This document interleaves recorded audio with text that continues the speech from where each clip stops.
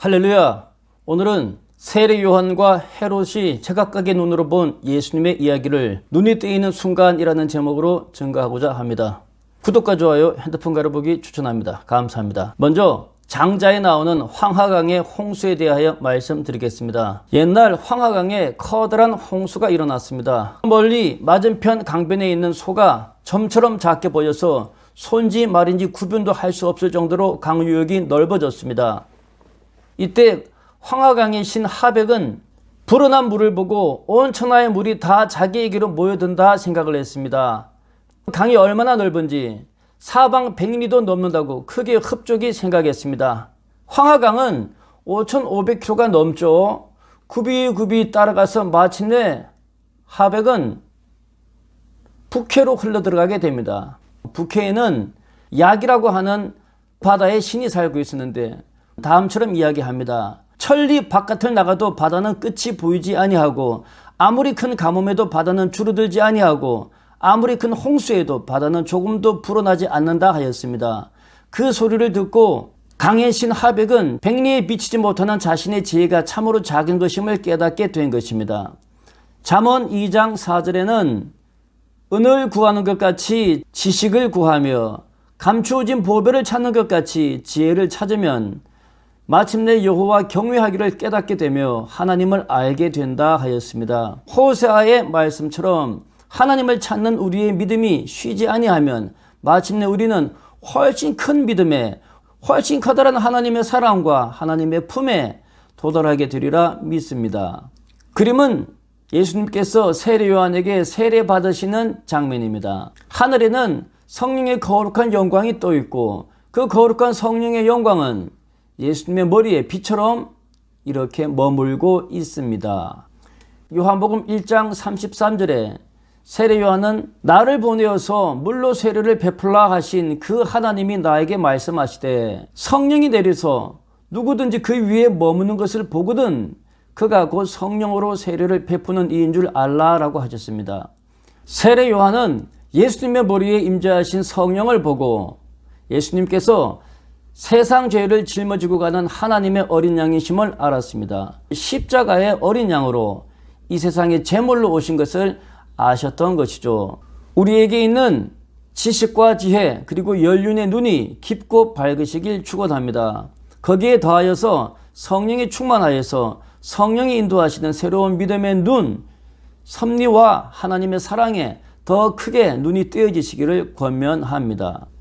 그림은 예수님께서 겟세마네에서 기도하시고 있는 장면입니다. 피곤하고 힘든 밤 제자들은 예수님과 함께 기도를 도우러 갔지만 이들은 피곤하여서 깊은 잠에 빠지고 말았습니다. 우리는 이 그림을 통하여서 기도는 하나님과 1대1로 만나는 고독한 과정임을 알 수 있습니다. 마태복음 26장 39절 말씀에 예수님께서는 기도하시길 내 아버지여 할만하시거든 이 잔을 내게서 지나가게 하옵소서. 그러나 나의 원대로 하지 마옵시고 아버지의 원대로 하옵소서라고 자그마치 3번씩이나 계속하여 드렸습니다. 이 기도를 마치시고 예수님은 유다의 입맞춤으로 겟세마네 동산에서 잡히셔서 이전 대제사장 안나스의 집으로 그리고 당시 대제사장 가야바의 집으로 그리고 마침내 빌라도로 넘겨지게 되었습니다. 예수님은 이 과정에서 고난과 수치, 모욕을 겪었지만 하나님의 아들의 거룩함을 잃지 않았습니다.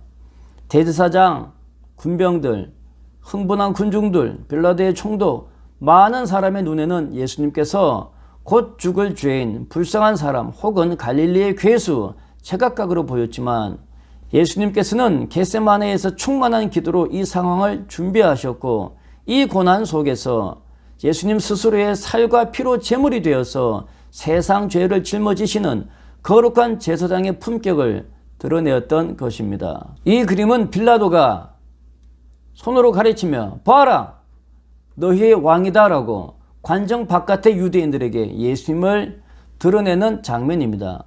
유대인들은 유월절 전 그들의 발을 더럽히기 싫어서 빌라도의 관정에 들어가지 않았습니다. 그로 말미암아 예수님은 유대인들의 방해와 간섭 없이 깊은 대화를 2차례에 걸쳐서 빌라도와 나눌 수 있었던 것입니다.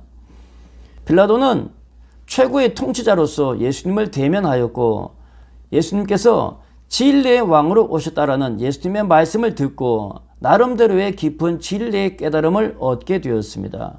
유대인들의 방해를 받지 아니한 빌라도와의 첫 번째 대화에서 빌라도는 예수님을 관정으로 불러들여서 이렇게 말합니다. 그대가 유대인의 왕인가? 이에 예수님께서는 내가 유대인의 왕이라고 하는 것이 당신의 생각이요 아니면 유대인들이 당신에게 넣어준 생각이요 라고 되묻습니다. 그때 빌라도는 내가 유대인이 아닌데 그것을 어떻게 알겠는가 라고 대답합니다. 이에 예수님께서는 빌라도에게 말씀하시기를 내 나라는 이 세상의 나라가 아니라 하나님이 나에게 주신 진리의 나라다라고 이렇게 말씀하십니다.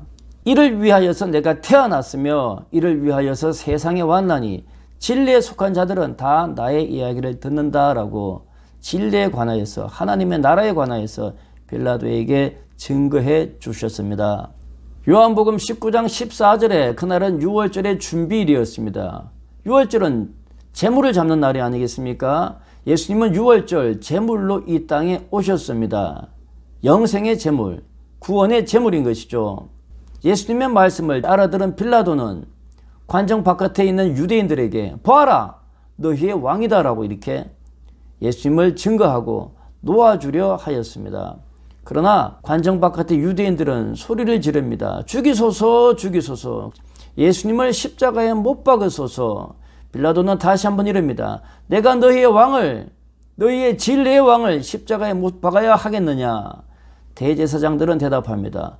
가이사 외에는 우리에게 왕이 없나이다. 대제사장들은 자기 스스로가 진리라고 생각하였기 때문입니다. 빌라도는 예수님과 관정으로 돌아와서 두 번째 대화를 나눴습니다. 빌라도는 내가 너를 놓을 권한도 있고 십자가에 못 박을 권한도 있다라고 이야기했습니다. 이에 대하여서 예수님께서는 십자가에서 죽는 제물됨의 권세는 빌라도에게 그리고 예수님 자신에게 하나님께서 주신 것이라고 빌라도를 깨우쳐 주셨습니다. 이에 빌라도는 예수님이 땅의 권세와 영광이 아닌 하늘의 영광과 하늘의 권세를 지니고 계시다는 것을 깨닫게 됩니다. 빌라도는 예수님을 십자가의 죽음에 내어주면서 패를 써서 십자가 위에 붙였는데 히브리 말과 로마 말과 헬라 말로 나사렛 예수 유대인의 왕 이렇게 쓰여져 있습니다. 나사렛 예수 유대인의 왕이라는 이야기에 대제사장들은 심기가 뒤틀렸습니다. 대제사장들은 빌라도에게 쫄랐습니다. 자칭 유대인의 왕이라고 쓰시옵소서라고 하니 빌라도는 대답하였습니다. 아니다. 내가 쓸 것을 썼다. 빌라도는 예수님과의 두 차례에 걸친 말씀을 통하여서 땅의 권세가 아닌 진리의 세계에서 하늘에서 내려온 하늘아버지의 아들, 이 땅에 있는 그리고 장차 있을 하늘나라의 왕이심을 알아보았던 것입니다. 빌라도는 임박하게 죽음을 앞둔 예수님에게서 두려움은 전혀 보지 못하고 세상 죄를 짊어지고 가시는 어린 양 제사장의 하늘아버지의 영광과 품위와 거룩한 순종을 보았습니다. 그래야해서 빌라도는 예수님이야말로 참 진리의 왕이심을 깨닫고 공감하게 되었던 것입니다. 빌라도가 예수님과의 대화에서 눈이 열리고 예수님을 알아본 것처럼 우리의 믿음의 눈이 문득문득 더 크게 열리게 되리라 믿습니다. 우리의 신앙은 일평생 하나님을 향하여 다가가는 것이고 다가가면 다가갈수록 우리의 마음과 우리의 눈은 점점 더 크게 뜨여지게 됩니다. 어느 날 온전히 우리의 눈과 귀가 열리게 되어서 나와 함께 동력하며 살아가는 그 삶의 파트너가 하나님의 큰 사랑의 심부름꾼이었음을, 하나님의 커다란 사자였음을 알게 됩니다. 어느 날 눈을 떠서 보게 되면 나와 함께하던 자들이 하나님의 커다란 섭리를 감당하는 자임을 문득문득 깨닫게 되리라 믿습니다. 눈이 열리는 순간 보이지 않던 것들이 보입니다. 그 눈은 하나님께서 기도하는 자에게, 말씀을 보는 자에게 그 때가 차면 조금씩 확장하여 열어주시리라 믿습니다. 그 때가 풍성하시길 주의 이름으로 축원합니다. 감사합니다.